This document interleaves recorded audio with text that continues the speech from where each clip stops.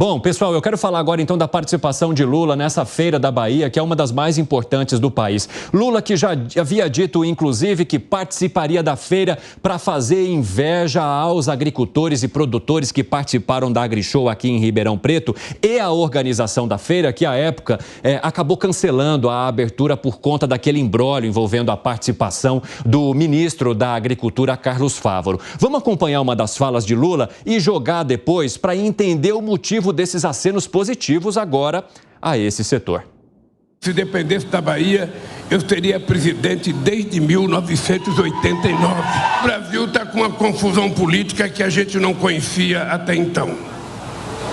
Ou seja, normalmente você disputava uma eleição, aqui muitos de vocês já disputaram a eleição, o prefeito já disputou a eleição, tinha um resultado eleitoral, você ia para casa chorar a tua derrota, como diria o Brizola, você ia lamber as suas feridas e esperar outra eleição. Só que as pessoas que perdem para nós não se conformam. Eita, falando e voltando ao período eleitoral, aliás, numa cidade da Bahia que teve preferência para o Jair Bolsonaro nas urnas. Uma cidade da Bahia forte com o agronegócio que ali elegeu Bolsonaro e não Lula. Como é que você vê essa fala aí do presidente, hein, Gustavo Segré? Uma coisa errada no lugar errado, na hora errada. Por quê? Tem vídeos que mostram que o presidente foi chamado de ladrão aí por várias pessoas que acompanharam essa exposição.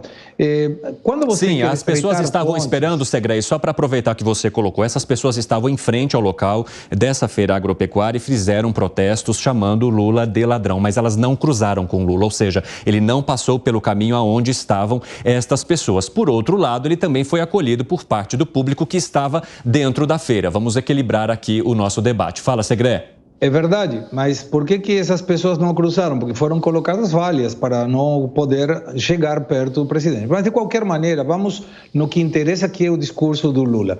Quando você quer estreitar pontes, não cutuca o teu adversário com outras questões que possam incomodá-lo. Se é para estreitar pontes, olhemos o país daqui para frente, vamos trabalhar juntos, o que passou, passou, errei, erraram, vamos estar trabalhando para um projeto de país diferente. A fala de Lula mostra que ele estreita pontos por um lado, mas ele espera para espetar pelo outro, para ver aquela picuinha de colocar alguma fala que possa incomodar o adversário. Isso não constrói, na minha opinião. Fábio Piperno, eu já ouvi de mais de um político, aliado ou ex-aliado de Lula, que é muito papel do presidente a pacificação. Embora ele seja bastante criticado e alvo de bombardeio por parte da oposição, mas ele está na posição que precisa pacificar. Lula está agindo mais com revanchismo e com menos pacificação? Quando ele faz um aceno aos produtores rurais presentes essa feira, sim, está falando com um público importante para a economia do Brasil. Né? Um público com quem ele se relacionou muito mal até aqui e com quem ele vai buscar melhorar, enfim, estabelecer pontos aí para melhorar esse relacionamento. E você acha que isso tem a ver com a aprovação do marco temporal? Porque ela foi uma briga intensa da bancada do agro, que tem mais de 300 parlamentares e que promete ser uma pedra no sapato de Lula, não só nesse momento, mas em todo o governo. Eu acho que tudo isso tem as suas razões, sim. Eu acho que é claro que ele sabe que o confronto foi muito intenso, não terminou. A história do marco temporal, ela ainda continua, vai ter um outro capítulo Sim. em breve, Senado. Então, mas já foi uma derrota. Oi? Mas já foi uma derrota. Não, claro. Então, portanto, ele sabe que esse setor também é responsável por grande parte da economia e ele também sabe que esse setor bate no caixa do governo todo ano também para pegar lá o seu apoio, os seus recursos. Então, quando ele faz isso, quando ele faz esse tipo de aceno, eu acho que ele acena de forma correta. Não há por que ficar brigando com esse setor para sempre. Quando ele cutuca os adversários que perderam a eleição e muitos dos quais tentaram um golpe, aí é do jogo político. Inclusive, eu quero saber de você, Gani, antes da gente chamar a próxima fala de Lula, que faz uma comparação entre grandes e pequenos produtores, esse discurso de Lula vai colar nesse momento para esses agricultores que já estão ali na retaguarda com as outras falas que o presidente já fez lá atrás? Não cola, porque tem muitas feridas abertas que precisam ser cicatrizadas e só o dinheiro também não vai ser suficiente. Essas bravatas do Lula também não. Isso porque o governo federal ainda não fez um aceno mais contundente contra o MST. É a favor ainda da demarcação das terras indígenas, inclusive querendo judicializar a questão no Supremo Tribunal Federal, no tapetão. Gani, mas você jura que você espera que o governo de Lula fosse contra a demarcação de terras indígenas? Não, mas ele está indo contra uma bancada, um tema do agro, né? Ele está indo contra. Então isso vai contra o tema do agro, né? O que o agro quer. Porque o agro quer o respeito à Constituição de 1988 e a própria jurisprudência do Supremo Tribunal Federal de 2009. O agro quer simplesmente que se mantenha onde os índios representam 0,5% da população e tem 14% do território. Buscar um armistício não significa abraçar todas as pautas do agro. E outra coisa, em relação às terras indígenas, o presidente também não pode ignorar o fato de que muitas dessas terras foram invadidas e se tornaram latifúndios de posse para lá de duvidosa. Eu quero chamar mais uma fala de Lula nesse evento na Bahia, uma das principais feiras agropecuárias do país, trazendo uma comparação ou não entre grandes e pequenos produtores. Vamos ver. O Brasil precisa dos dois. O Brasil precisa da agricultura e o Brasil precisa da indústria. A outra polêmica que eu acho maluca é o pequeno proprietário e o agronegócio. Ora, são duas coisas totalmente necessárias ao país. Não há rivalidade. Não há porque o preconceito do grande contra o pequeno ou do pequeno contra o grande. Ora, o Brasil precisa dos dois. Porque os dois ajudam o Brasil.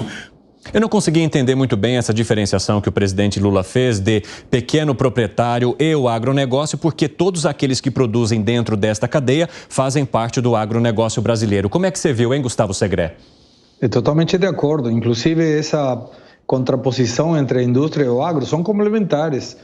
A indústria de transformação a partir de produtos primários, é necessária a indústria, claro, mas quando você tem uma cadeia produtiva que possa fortalecer a economia de um país, não é um confronto entre um e outro, ao contrário, lutam juntos, vão juntos. E está certo também que tem existência daquele pequeno produtor, até às vezes produtor familiar, com as grandes terras e as grandes quantidades que dispõem de investimentos que possibilitam uma melhora na competitividade.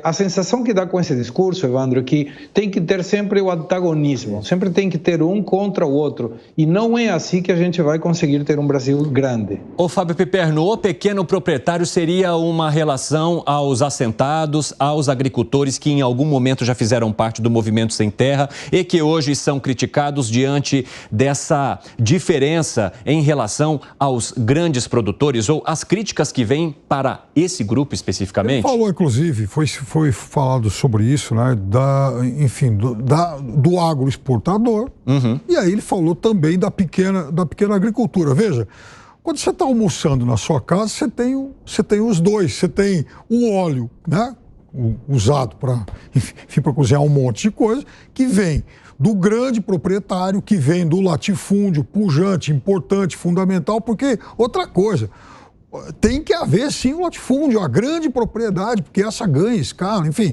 Mas isso é para um outro dia. Mas está lá o óleo de soja e está lá também, por exemplo, a verdura, o alface que você compra, que vem de produtores aí do Cinturão Verde, que são, na verdade, produtores pequenos. Então, eles são complementares, sim, inclusive na mesa de cada um de nós. Agora, Gani, você entende que essa crítica é do grande produtor para o pequeno produtor ou é dos produtores rurais para as invasões que ocorrem em fazendas aqui no Brasil?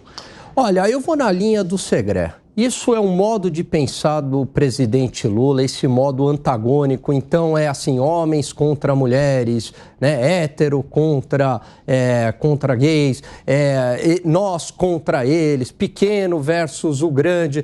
Então, o que eu vejo nesse discurso aí, respondendo objetivamente a tua pergunta, é que ele está querendo dizer o seguinte: o pequeno proprietário, na verdade, é aquele do MST lá que conseguiu a sua terra. são coisas diferentes. Um é um invasor que cometeu um crime e o outro é um pequena propriedade que sempre teve ali, o pequeno produtor que sempre teve a sua propriedade. E quem vai determinar isso, se vai ser grande propriedade, latifúndio ou pequena propriedade, não vai ser o governo. São as próprias leis de mercado. É claro que em alguns tipos de cultura, a grande propriedade, o grande latifúndio, ele não vai entrar. E vou precisar do pequeno proprietário. E vice-versa. Em alguns eu vou precisar da escala. Mas não é que o governo vai impor, né? Tem uma ideia de que o governo que vai fazer essa divisão. Não, isso é uma questão de mercado. Eu quero só colocar mais um giro objetivo aqui para vocês. Lula fala em pacificação do setor, mas quando esteve em Salvador lá em maio, disse que participaria da feira na Bahia para fazer